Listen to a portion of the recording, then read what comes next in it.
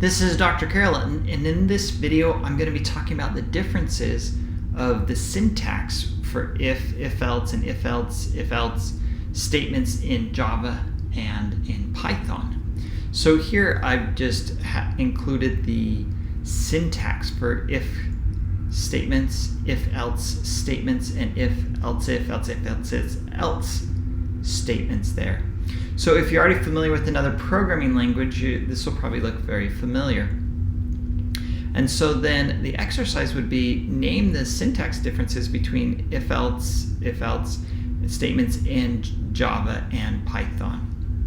And so we can see here that the parentheses are required. So the left parenthesis and the right parenthesis are required in Java. Now, if you put them in Python, it's just like putting in extra parentheses anywhere else, and it shows that you probably didn't start learning programming in Python. And so, because it'll just act like extra parentheses, just like we could add extra parentheses here, and it won't make a difference there. Okay, so that's one difference. We have to include the parentheses in Java. Another difference is that in Java there is no colon at the end of our header line there, or after an else either.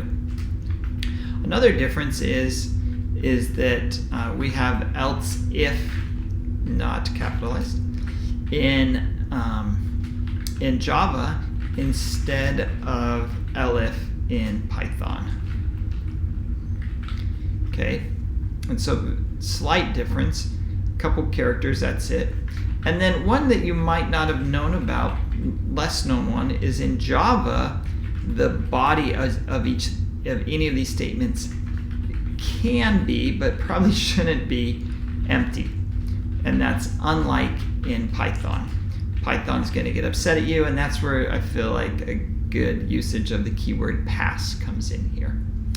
And so there you go. That's a quick differentiation between Java and Python syntax for if-else statements.